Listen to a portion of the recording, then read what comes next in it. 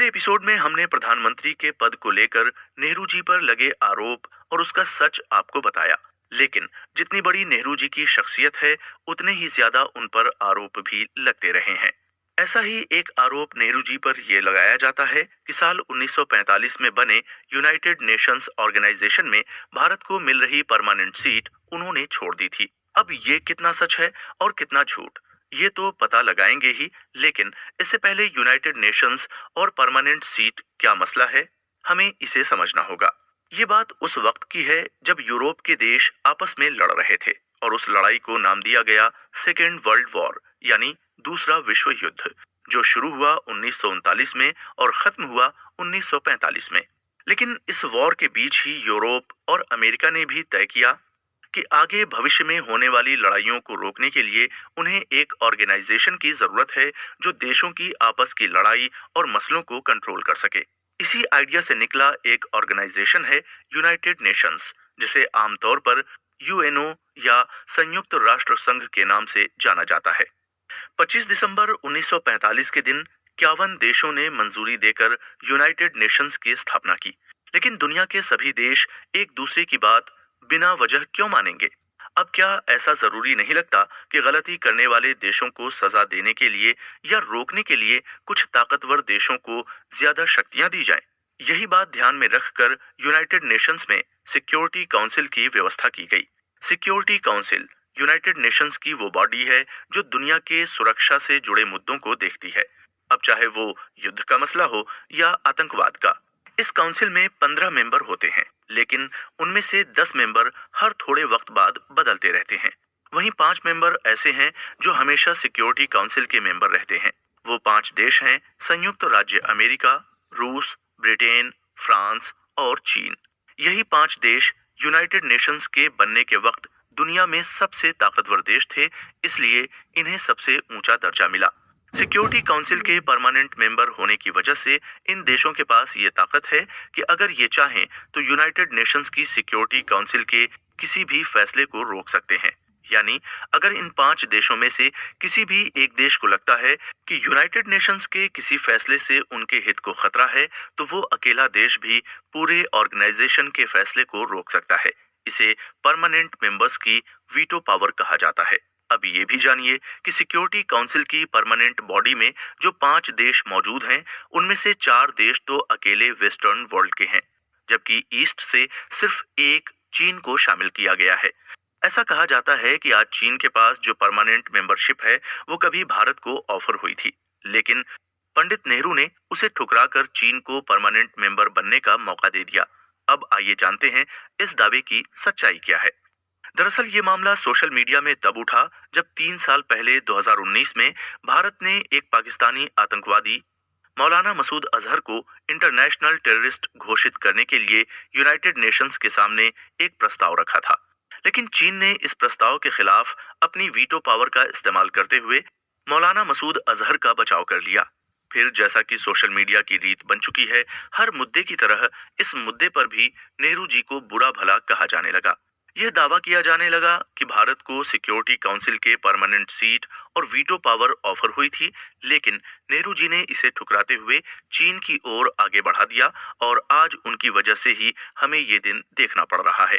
इन आरोपों के लिए कांग्रेसी नेता शशि थरूर की किताब का सहारा लिया गया, जिसमें उन्होंने बताया था कि 1953 के आसपास पंडित नेहरू के पास यूनाइटेड नेशंस की तरफ से परमानेंट मेंबर बनने का ऑफर आया था, लेकिन उन्होंने उसे ठुकरा दिया।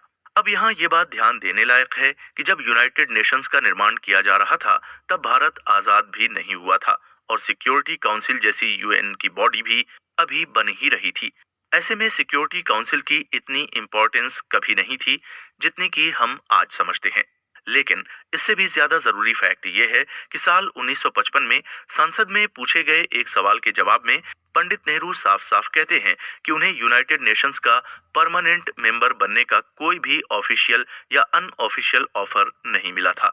संसद के अपने जवाब में पंडित नेहरू ने और भी बातें जोड़ते हुए कहा था कि संयुक्त राष्ट्र इस यूनाइटेड नेशंस में permanent member United Nations charter के जरिए बनाए गए हैं, जिन पर 51 देशों ने साइन किए हैं। अगर कोई नया परमानेंट मेंबर बनाना हो तब यूनाइटेड नेशंस के चार्टर में बदलाव किए बिना ये पॉसिबल ही नहीं है। फिर अनऑफिशियल तरीके से भारत को इस तरह का ऑफर मिल ही नहीं सकता और न ही भारत ऐसे यूनाइटेड नेशंस के सिक्योरिटी काउंसिल का परमानेंट मेंबर बन सकता है। लेकिन एक सच ये भी है कि आज चीन के पास जो परमानेंट सीट यूनाइटेड नेशंस में मौजूद है, उसकी वकालत करने वाले देशों में सबसे आगे भारत ही था और भारत का नेतृत्व कर रहे थे प्रधानमंत्री पंडित जवाहरलाल नेहरू। तो इस बात को और भी अच्छे से समझने के लिए हमें चीन के इतिहास को भी थोड़ा बहुत जानना होगा। दरअसल साल 1945 में जब चीन को सिक्योरिटी काउंसिल की परमानेंट सीट मिली, तब चीन के सबसे बड़े नेता थे च्वांग काई शेक। फिर साल 1949 में चीन में एक बड़ी क्रांति हुई और माओ जेडोंग के नेतृत्व में कम्युनिस्ट पार्टी ऑफ चाइना ने चियांग की सरकार को गिरा दिया और इन्हें देश छोड़कर भागने पर मजबूर कर दिया। तब से लेकर आज तक चीन पर कम्युनिस्ट पार्टी ही शासन कर रही है। अब सवाल ये उठता है कि तब फिर चियांग का क्या हुआ? उन्हें देश छोड़कर पास के एक छोटे से आइलैंड फार्मोसा पर जाकर क्यों रहना पड़ा, जिसे हम आज ताइवान के रूप में जानते हैं? तो बता दें कि अमेरिका ने चीन की इस क्रांति को माना ही नहीं और वो ताइवान को ही असली चीन मानता रहा। ऐसे में चीन के पास जो परमानेंट सीट थी वो असल में तब ताइवान के पास चली गई। हालांकि वो कहने के लिए अभी भी चीन के पास थी। लेकिन अकेले अमेरिका या यूरोप के कहने से क्या होता है, क्योंकि सही मायने में तब चीन जैसे बड़े देश पर वाकई में कम्युनिस्ट पार्टी की सरकार आ चुकी थी और वही पूरे चीन पर अपना राज चला रही थी। ऊपर से चीन भारत का एक पड़ोसी देश था। इस वजह से भी हमारे चीन के साथ रिश्ते अच्छे हों, ये बात भी अपने आप में बेहद जरूरी हो गई थी। तब भारत सरकार और पंडित जवाहरलाल नेहरू उन लोगों में से थे जिन्होंने सबसे पहले ताइवान से परमानेंट सीट लेकर चीन को दिए जाने की बात की थी। नेहरू जी ने ऐसा क्यों किया? क्या नेहरू जी चीन से हमदर्दी रखते थे या इसके पीछे कोई और बात थी? ये जानने के लिए बने रहिए हमारे साथ। आज दुनिया भर में कुल 195 देश हैं। इन सभी देशों के आपस में रिश्ते भी अलग अलग हैं। कोई देश आपस में लड़ता झगड़ता है तो किसी देश की आपस में बहुत दोस्ती है। कुछ देश आपस में कई लड़ाइयां भी लड़ चुके हैं, तो वहीं दूसरी ओर ऐसे भी देश हैं जो एक दूसरे का साथ निभाते हुए लगातार आगे बढ़ रहे हैं। अलग अलग देशों के पास के इन रिश्तों को इंटरनेशनल रिलेशन कहा जाता है। इंटरनेशनल रिलेशन के तहत ये पता लगाया जाता है कि ये देश आपस में कैसे बर्ताव करते हैं। मोटे तौर पर यह पता लगाने के लिए दो तरह की थ्योरी का इस्तेमाल किया जाता है। पहले थ्योरी का नाम है रियलिज्म और दूसरी थ्योरी है लिबरलिज्म। रियलिज्म में विश्वास रखने वाले लोगों का मानना है कि दुनिया के सभी देश अपने अपने स्वार्थ को पूरा करने की कोशिश करते हैं और इस स्वार्थ को पूरा करने के लिए सभी देशों को ज्यादा से ज्यादा शक्ति इकट्ठा करने की जरूरत पड़ती है और इसी वजह से ये देश आपस में लड़ाई भी करते हैं। रियलिज्म का पूरा विश्वास है कि दुनिया में देशों के बीच आपस का ये कंपटीशन हमेशा बना रहेगा और ये देश हमेशा आपस में लड़ते रहेंगे। इसलिए इस थ्योरी के तहत ये जरूरी हो जाता है कि दुनिया का हर देश दूसरे देश से लड़ने की तैयारी पहले से करके रखे और वो किसी भी दूसरे देश पर कभी भरोसा न करे, क्योंकि सभी अपना अपना फायदा पूरा करने की कोशिश कर रहे हैं। इसमें मानने वाले लोग न तो यूनाइटेड नेशंस में विश्वास रखते हैं और न ही ऐसे किसी दूसरी संस्था में, क्योंकि उनका विश्वास है कि दुनिया में कभी भी बातचीत के जरिए शांति नहीं लाई जा सकती है, क्योंकि इंसान का स्वभाव ही लड़ाई झगड़ा करना है और इसी वजह से इंसान देश आपस में लड़ते रहते हैं। इसके ठीक उलट थ्योरी है लिबरलिज्म की। इंटरनेशनल रिलेशन में लिबरलिज्म में विश्वास रखने वाले लोग ये मानते हैं कि दुनिया में कुछ ऐसे मुद्दे हैं जिनको लेकर सभी देश एक जैसा सोच सकते हैं और एक जैसा फैसला कर सकते हैं। लिबरलिज्म ये विश्वास है कि दुनिया में शांति की स्थापना की जा सकती है और यूनाइटेड नेशंस जैसी संस्था इसमें अपना योगदान भी दे सकती है।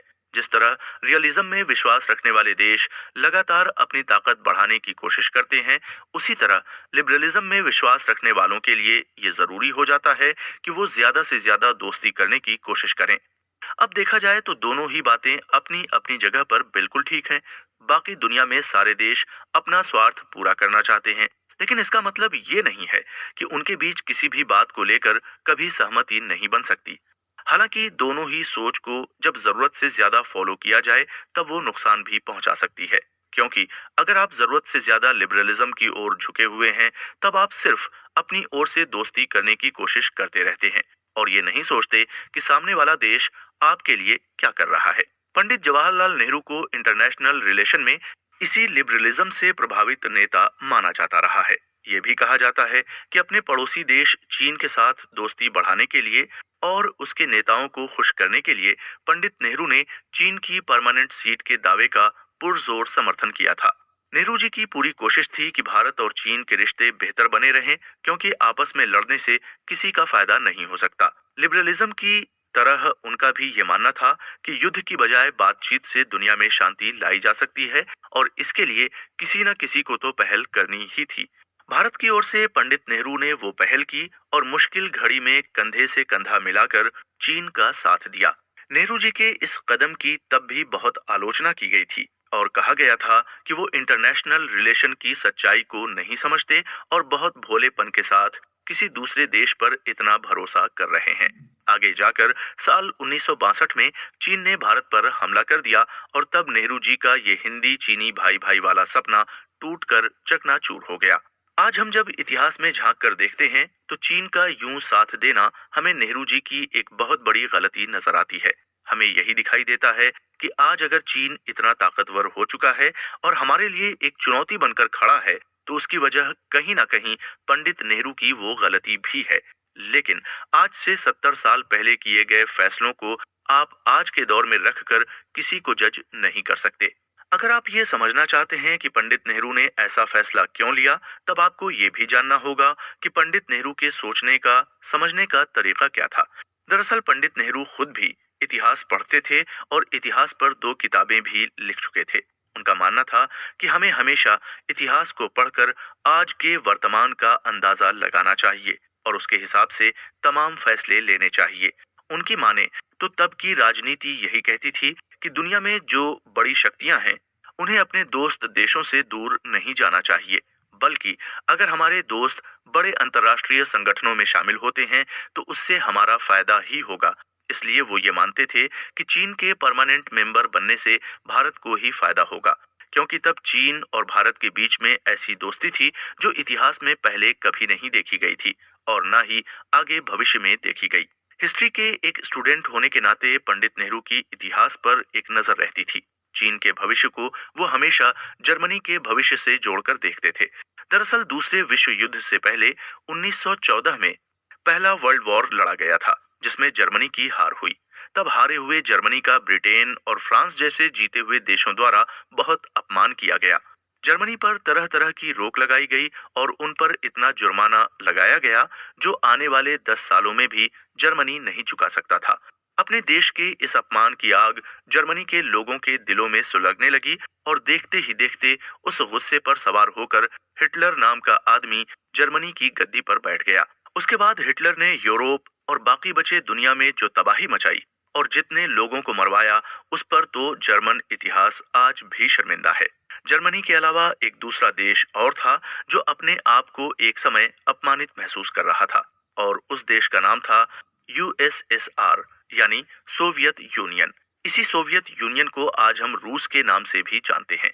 सोवियत यूनियन में उस वक्त कम्युनिस्ट पार्टी की सरकार थी, यानी देश में कोई भी प्राइवेट इंडस्ट्री नहीं थी और देश का सारा कामकाज सरकार के द्वारा चलाया जाता था।